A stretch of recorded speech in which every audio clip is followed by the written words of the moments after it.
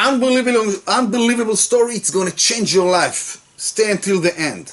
Parashat Bamidbar, dealing with counting of Klal Yisrael, the tribes, the people. Doesn't make a difference if you're rich, if you're poor, if you're wise, if you're not so wise. Let's bring a story. Rabbi Ben Zion Seneh said that a certain businessman from New York came to Wisconsin. His name is Moshe, to do business for one day. When he was driving the rental car, he heard in the radio a warning that a very serious blizzard came into the area. The airports are closed. Everybody asked to stay at home. It's very dangerous. He looked around when the snow started to be very serious, and he noticed that he's almost the only car that's driving on the highway. He started to get very nervous, and he looked for a hotel all around to stop. It's dangerous. He came almost to despair when he noticed a huge building. He thought it's a hotel. He came close and he see that it's a nursery house for old people. He came in shivering from cold, and he asked the supervisor, "Can I rent a room until it's going to be safe to drive?" The person looked at him and said, "Excuse me, this is not an hotel. We don't have any rooms here. You need to continue your way." Moshe begged.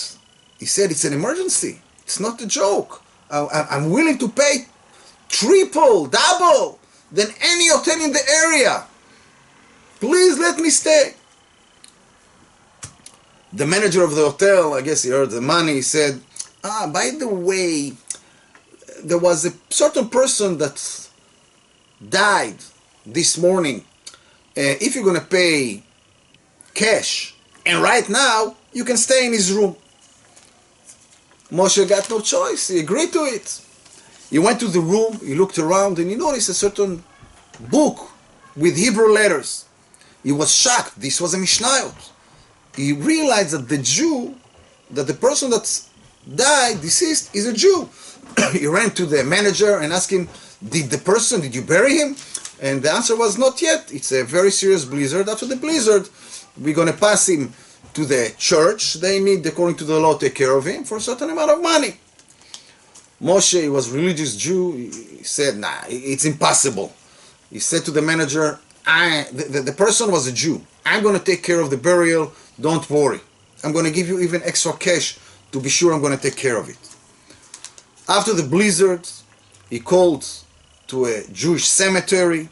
He transferred the body there, and he asks the person who's run the cemetery, the Jewish cemetery, how much is for the burial. You need to do it. It's a mitzvah.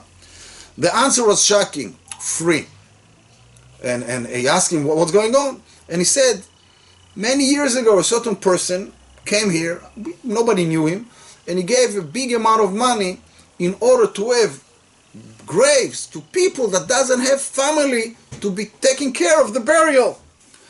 When the manager of the cemetery looked on the papers of the deceased person, he jumped from his chair. He said, "I don't believe it. Measurement for measurement. Karma, unbelievable."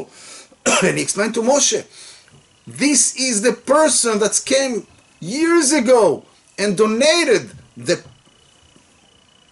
graves to all the people who doesn't have a place to be buried. Unbelievable how Hashem, God, ran the world." Moshe told him also his story, how he got to the hotel, etc. Unbelievable. God ran his world in clear calculation, and he knows what he's doing. Everything is perfect according to every person's need. Every one of us got a destiny, and this is one of the hints in the number of Klal Yisrael. You are in the number of Klal Yisrael. You are alive. You exist. You got importance of something. Don't despair and give up from any test that's come on your way. Try to understand why this test came to you and try to pass it and fulfill what you need to do in the best way you can. נחת רוח כלל ישראל, פרשת במדבר, אין ייאוש בעולם כלל. נחת רוח.